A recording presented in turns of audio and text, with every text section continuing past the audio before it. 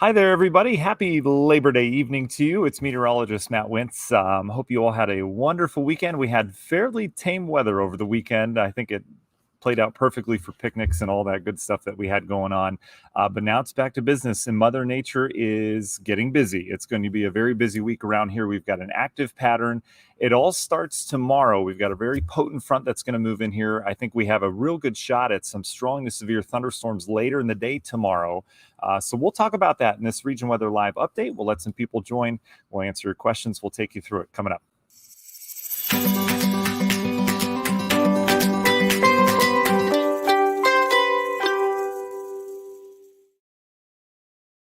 And thanks for joining us, everybody. It's Region Weather Meteorologist Matt Wintz.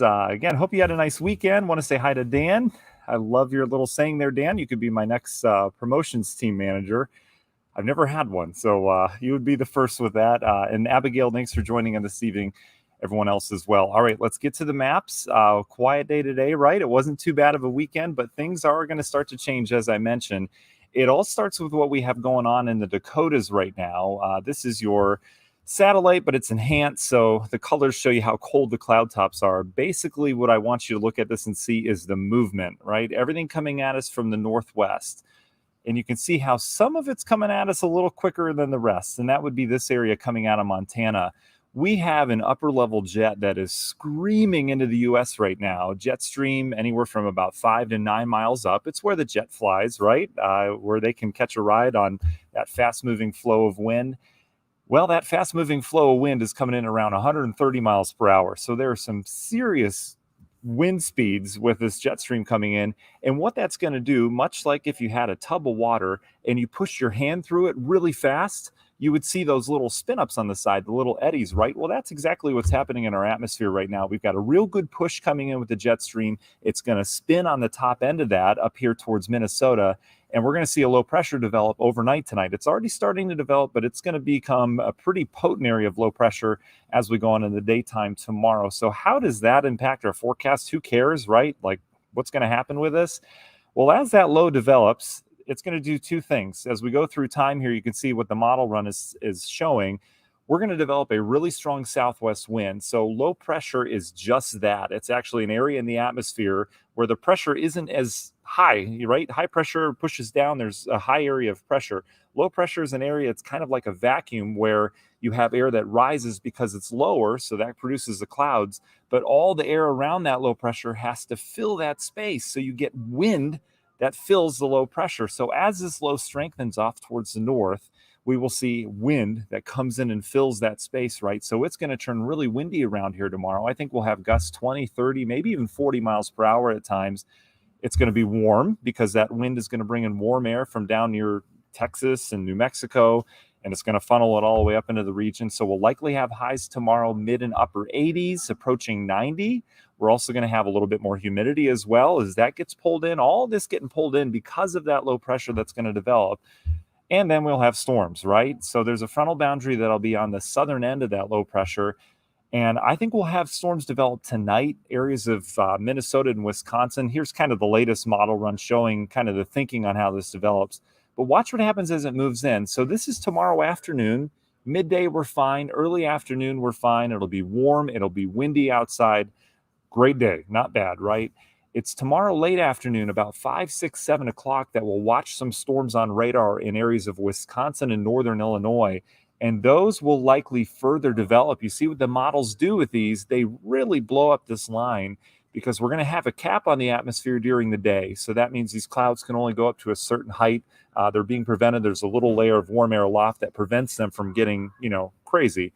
What will happen is that cold front pushes in, we'll have some colder air that comes up above, and those clouds will be able to go boom. And that's exactly where we're expecting tomorrow afternoon. And really, especially tomorrow evening over the area. I think we'll see rapid development of these storms. So we'll see a line of storms that develops. It'll likely move in here. This model is saying, around 7 o'clock, 7 p.m., maybe 8 o'clock. We'll see how fast this develops. And then it's out of here, just like that. But the primary threat with this line tomorrow later in the day is going to be damaging wind. Can't rule out a couple tornadoes with this as well because there's a pretty good setup with some shear coming in. Also, supercell development, it looks pretty good with this. It looks like these storms will have their own structure to them rather than become linear at first. So all those threats are on the table, and it's going to be a pretty quick window tomorrow. I would kind of heighten the senses around 5 p.m. We'll take it all the way through midnight on the back end of it, but time probably 7 or 8 o'clock is what I'm thinking right now. Again, that can be adjusted either way, though, for some rapid development of storms. Here's kind of the precursor. Normally here in the region, we see the storms coming from the west, right? We're tracking them on radar. We can time them out and say, hey, 2 hours from now, we're going to have storms. I don't think that's going to be the case tomorrow. I think a lot of these will be developing right over Chicago and right over northern Illinois. So we're not going to have much time to react once these come in, right? It's not going to be something where 6 hours from now, we'll have storms.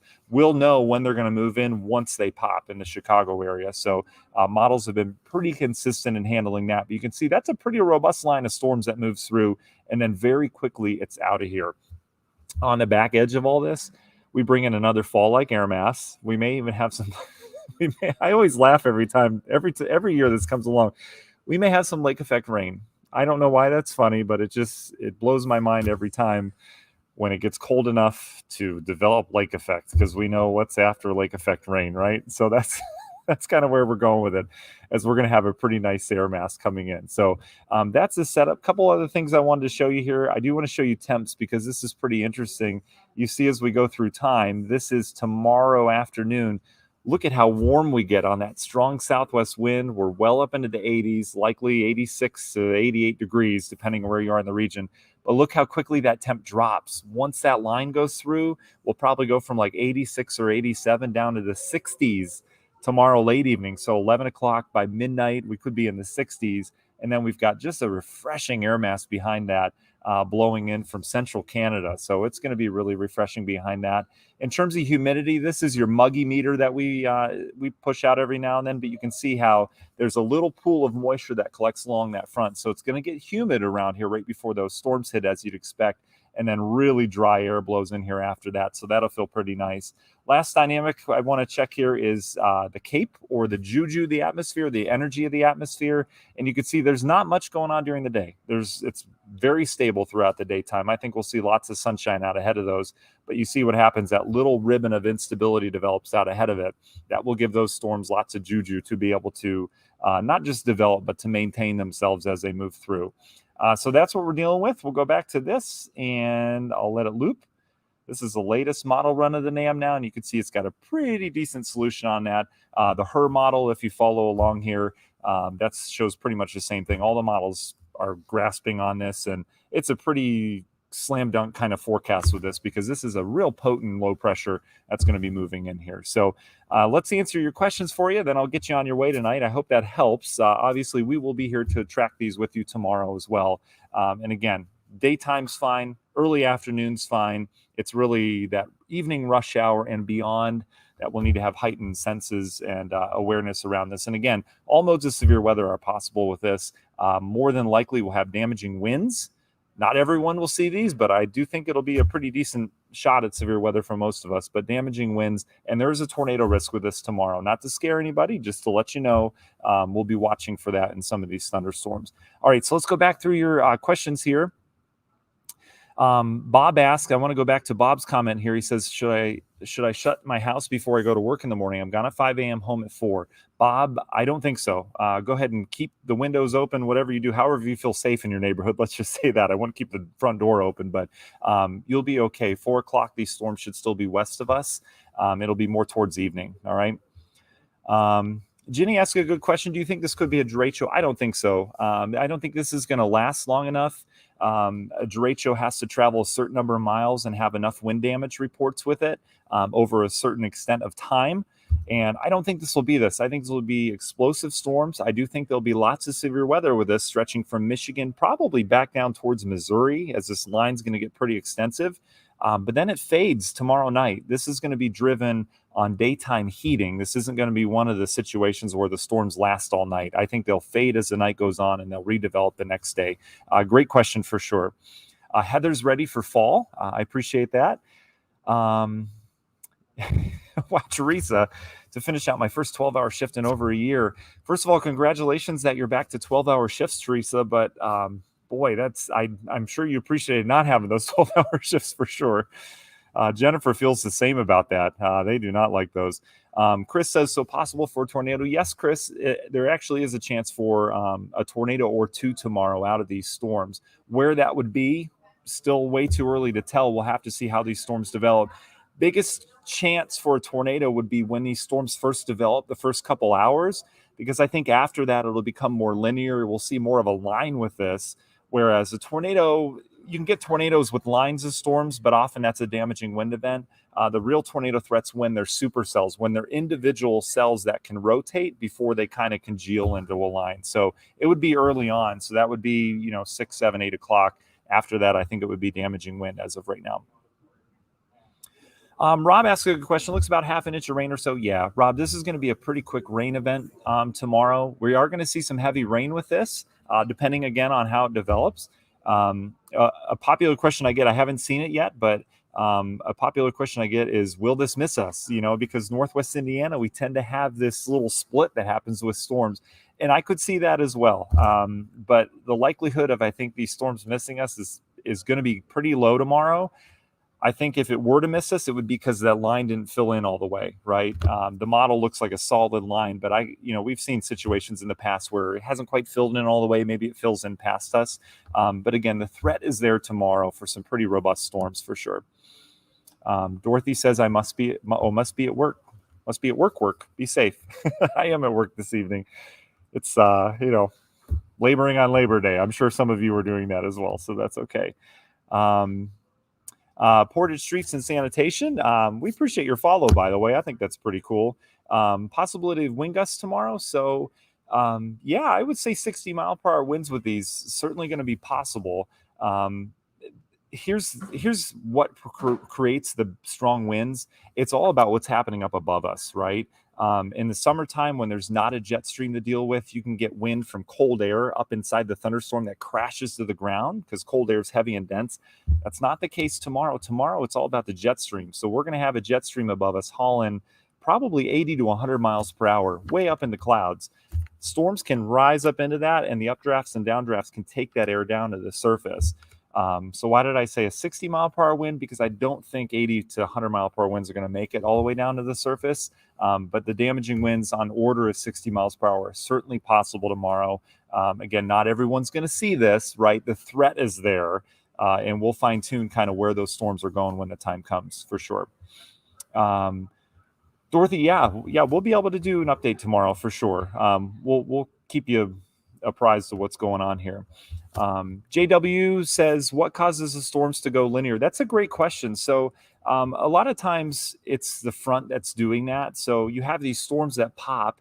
If there wasn't a cold front coming in, they would likely stay supercellular or, in the nature that they are where they're individual storms. What a cold front is a large air mass. I mean, this is the entire upper Midwest of cooler air. And cooler air, as I mentioned, is heavier, it's denser, so it sinks to the ground. And so when it sinks to the ground, it pushes out. And so when you have a big air mass switch that's coming in that's of heavier, dense, cooler air, it tends to gather all those storms up and kind of form a line on its own. I guess, if I'm using the tub analogy, right, with water, and I push my hand through it in a couple spots, you'd see those supercellular storms. But if I take my hand like this, like a front is, and I push it, you would see a line develop. I hope that makes sense. I must need to take a bath or something. I keep talking about tubs. Heather loves Dorothy's name. Yeah, Dorothy's been with us for a while. I love the name as well, for sure. Okay, so I think that's it. Heather asked a question earlier. What do you think the winter is going to be like? There's a lot of clickbait out there in terms of, hey, winter's going to be bad. And we haven't had a bad winter in a while, right? We do not at Region Weather participate in clickbait. I hope you know that. So I will not put out a winter update because we can't accurately forecast beyond 10 days, right? So how am I going to tell you what the winter is going to look like? There are a lot of things we look at. There's a lot of oscillations and different patterns that you look at in the oceans and all that. I think meteorologists are still trying to figure out how all that goes together, because just because we have a La Nina winter doesn't mean we're going to have a certain kind of weather. We figured that out the last couple of years. I do like some studies that have been done correlating the month of May, and the weather pattern across the U.S., how that translates to hurricane season and how that translates to December. May and December, I've seen some research that kind of links those together. And the way May was this year correlates to a cold start to December, which would be a cold start to winter. What happens after that's kind of a crapshoot, but there are signs that December is going to be really cold across the Great Lakes in the eastern U.S., which would mean with warmer lake waters still in December from the summer, right? That could mean some decent lake effect this year. We haven't seen real good lake effect. Porter, LaPorte counties, even Lake County, we haven't seen much over the last couple of years. So certainly could be a very interesting December around here. Do we warm up January, February? We certainly could, but we'll see what happens. Let me see. That's true, Matt. Didn't think of that. Thank you for being. Oh, you're so nice. And thank you very much for your hopeful thing.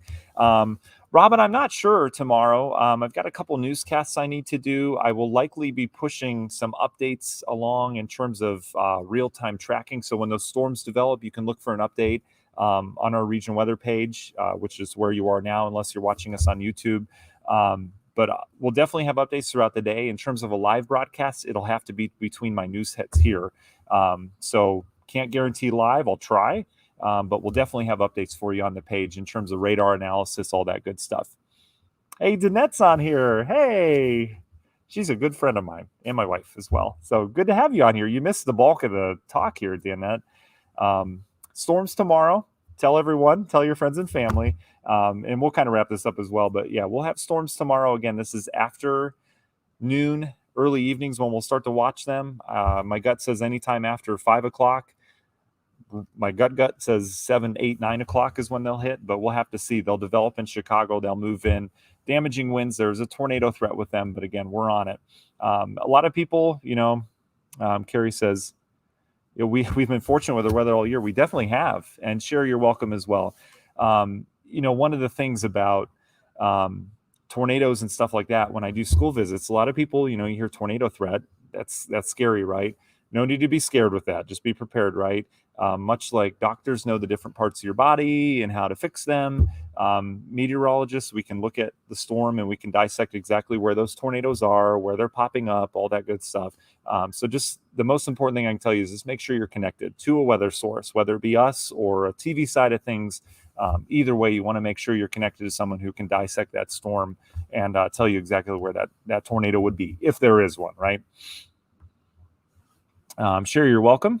Stephanie says this will more than likely hit everywhere in the region if it stays aligned, correct? Stephanie, great call on that. Yes, I think so. I think we'll have kind of cellular action that develops. And when I mean cellular, I mean like the little round storms that kind of have separation between them. I think that's how it'll develop near Chicago. And then likely we'll see a line move through. So everyone in the region stands a threat at storms and an equal threat at storms tomorrow evening. Kevin always asks me about the Bears. I don't know, Kevin. I don't think it's going to be a great year for the Bears. I think it'll be better. So maybe 7. Oh, we got an extra game this year too. So maybe 7-10, 17 games, right? I think this year I'll go 7-10. You can write that down. Get back to me later on this year. We'll see. Brandy, yeah, that's okay if you're just hopping on. That's fine. That's the whole point of either YouTube if you're joining us on there or Facebook Live. Time frame for this for you and LaPorte's going to be a little bit later, so probably beyond the 7 o'clock hour. I would aim more towards 8, 9, 10. It all depends on when this develops in northern Illinois. We'll likely see activity to the north, and then it'll fill in down towards the south as a cap breaks. There's some kind of window opening up on my computer. I don't know if that did. I think I just opened a menu. And I'll tell you, you're going to have a nice view of these storms coming across the lake in New Buffalo. Be ready for that. Yeah, especially just look out over the lake. I mean, there's going to be a decent line. I think we'll have some decent shelf clouds with this as it rolls in. As it looks right now, again, we could wake up tomorrow morning. Models could have a different scenario. They could keep it all north. But I usually don't do region weather lives the night before, telling you when the storms are going to hit because so much can change. But I'm pretty confident in this because the models have been pretty consistent with it. And this setup that I've seen this in the past, and this usually produces a pretty decent line of storms that rolls through. Okay, I think that's it. Dorothy, you're welcome for that. We'll wrap this up. Again, we'll be with you tomorrow. Hope you had a great Labor Day weekend. It was nice, right? We had great weather. We have great weather on the other side of this. We just have to get through tomorrow first, okay? All right, guys.